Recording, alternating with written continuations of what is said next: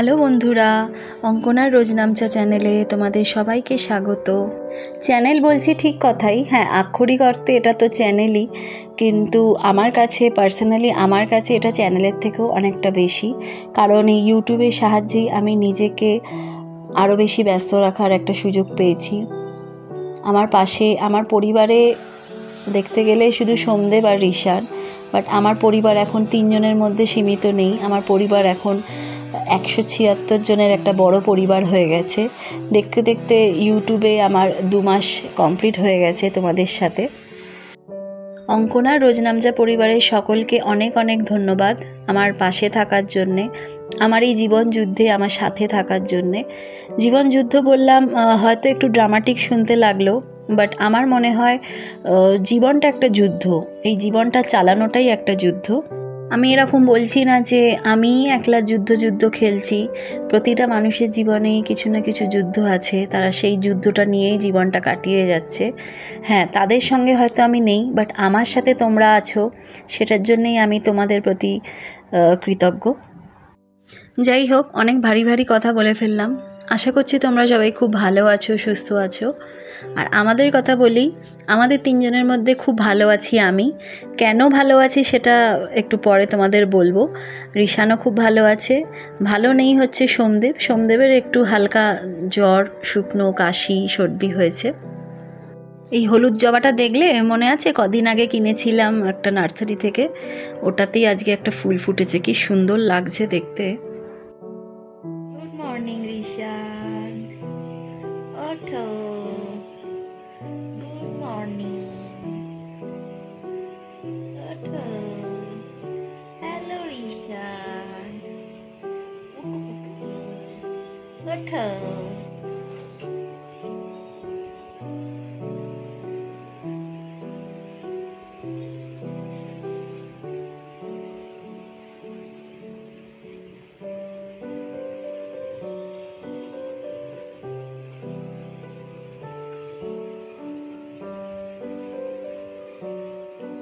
আজকের গল্পটা শুরু হচ্ছে 4 জুন থেকে। 4 জুন বুধবার। আজকে ঋষানের স্কুল খুলছে। ঋষান আজ থেকে যাচ্ছে ক্লাস 2-তে। আজকে প্রথম দিন বলে আমিও ওর সাথে একটু যাব।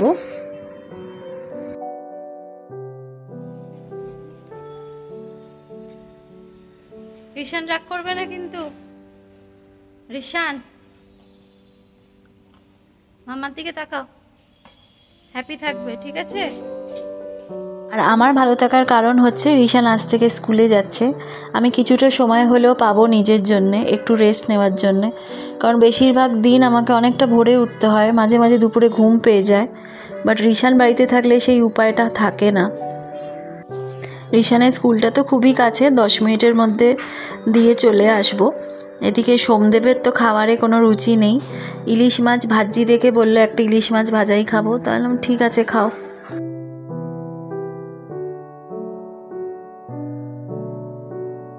দুপুরে ভাত খেতে চাইছে না দেখে ওর পছন্দের রুটি বেগুন ভাজা করেছিলাম, সঙ্গে একটু আলু পটলের ডালনা বেঁচে গেছিলো অর্ডারের থেকে, সেটাই একটু দিয়ে দিয়েছিলাম। সন্ধেবেলা 3 জনে একটু বেরিয়েছিলাম, গেছিলাম একটু ডাক্তারের কাছে সোমদেবের জন্যে। ওর থাইতে একটা ব্যথা হচ্ছে বেশ কিছু মাস ধরে, সেটার জন্যই গেছিলাম অর্থোপেডিকের কাছে।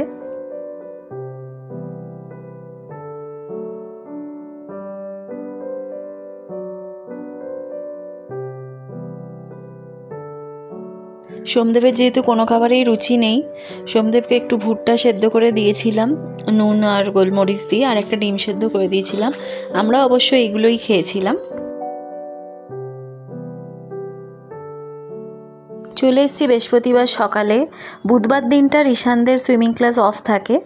আজকে বৃহস্পতিবার, আমরা 3 জনে এখন যাচ্ছি ঋষানের সুইমিং ক্লাসে। সোমদেব আমাদের দিয়ে চলে আসে, বাট আমি পুরো ক্লাসটা থাকি। ঋষান তো বলতে পারে না আদৌ ক্লাস হচ্ছে কি হচ্ছে না, বা কী করাচ্ছে কিছুই তো জানা যায় না, তাই আমার মনে হয় আমার ওর সঙ্গে থাকাটা খুব দরকার।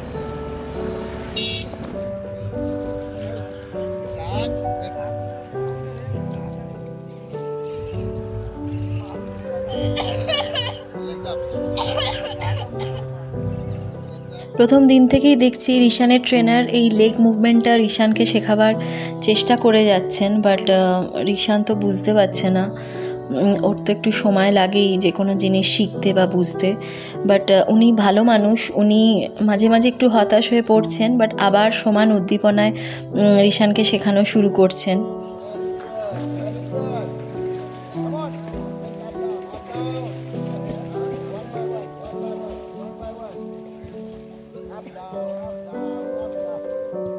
আজ থেকে রিশানের লম্বা দিন শুরু হলো। সকালে ঘুম থেকে উঠে সুইমিং ক্লাসেও গেছে, বাড়িতে এসে রেডি হয়ে খাওয়া দাওয়া করে এখন স্কুলেও যাচ্ছে। স্কুলে গিয়ে তো খানিকটা পরিশ্রম হয়, দিনের শেষে কেমন থাকে সেটাই দেখার বিষয়।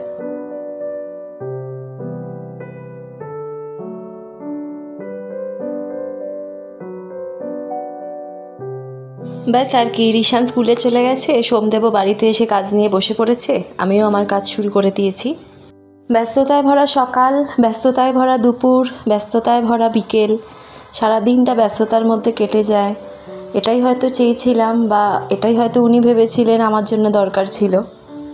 আগে রাস্তা দিয়ে যখন যেতাম কোনো বাবা মাকে তাদের 2 সন্তানকে নিয়ে যেতে দেখলে মনে মনে ভাবতাম যে আচ্ছা ভগবান কী করে, আমার একটা সন্তান তাকে এরকম করলো, আর ওদের 2টো সন্তান দুজনেই সুস্থ, কেন ওদের দুজনের মধ্যে একজন তো আমার ছেলের মতোও হতে পারত। আবার এরকমও ভাবতাম যে আমি কোনো দিন তো মারা যাব, তখন রিশানের কী হবে, তখন রিশানকে কে দেখবে, মানে আমি ওর যতটা যত্ন করি সেটা কি আমার চলে যাওয়ার পর কেউ কি করবে? তার থেকে এই ভালো যে আমি বেঁচে থাকতে থাকতে যেন ও মরে যায়, আমি যেন ওর মৃত্যুটা দেখে যেতে পারি। মানে ও বেঁচে আছে, আমি মরে যাব, সেই মৃত্যুতে তো আমিও শান্তি পাবো না। তোমরা হয়তো ভাবছো কেমন মা আমি, ছেলের মৃত্যুর কথা বলছি, বাট কী করবো, এইসব ভাবনাগুলো আসতো। এখনও যেই ভাবনাগুলো মরে গেছে সেটা বলবো না, ভাবনাগুলো কিন্তু এখনও আছে, আমার মতো এরকম আরও হাজার হাজার বাবা মায়ের এই একই ভাবনা, বাট আমি এই সব ভাবনাগুলোর আর সময় পাই না, কারণ নিজে আমি এতটা ব্যস্ত থাকি। আমরা তো রোজ ব্লগ খেলি, বাট অ্যাকচুয়ালি যিনি ওপরে বসে ব্লগ লিখছেন উনি বুঝেছেন যে সত্যি এতটা ব্যস্ততার দরকার আছে। কাজ করতে করতে এইগুলো মনে হলো তাই বললাম, কারণ একসময় অনেক শুনেছিলাম যে এত কাজ করার কি দরকার আছে, শরীর খারাপ হয়ে যাবে, শুধু ছেলেকে সামলাও। শুধুমাত্র শরীর ভালো রাখলেই তো হয় না, মনটাকেও ভালো রাখতে হয়। অনেক জ্ঞান দিলাম, অনেক বকবক করলাম। রাত্রিরে সোমদেবের ডিম পাউরুটি খাওয়ার ইচ্ছে হয়েছিল, তাই সেটাই বানাচ্ছি সবার জন্যেই। আলাদা আলাদা করে বানানোর ক্ষমতা নেই, সবার একসঙ্গে একই মেনু। আর 5টা ব্লগারদের মতো আমি কিন্তু তোমাদের দামি দামি পোশাক বা দামি দামি জিনিসপত্র কিনে তোমাদের আকৃষ্ট করতে পারবো না, বাট সাধারণভাবেও জীবন চালানো যায়, অল্প জিনিস দিয়েও জীবন চালানো যায় কিভাবে, সেইটা আমি তোমাদের শেখাতে পারি। আজকে বোধহয় গল্পের থেকে জ্ঞানটাই বেশি দিলাম। চলো, তোমাদের আর সময় নষ্ট করব না, ব্লগটা আমি এখানেই শেষ করলাম। যদি তোমাদের ভালো লাগে প্লিজ লাইক শেয়ার করে দিও, আর যারা নতুন দেখছো প্লিজ সাবস্ক্রাইব করে দিও চ্যানেলটাকে। খুব তাড়াতাড়ি আসবো নতুন একটা গল্প নিয়ে। এখন যাই, টাটা।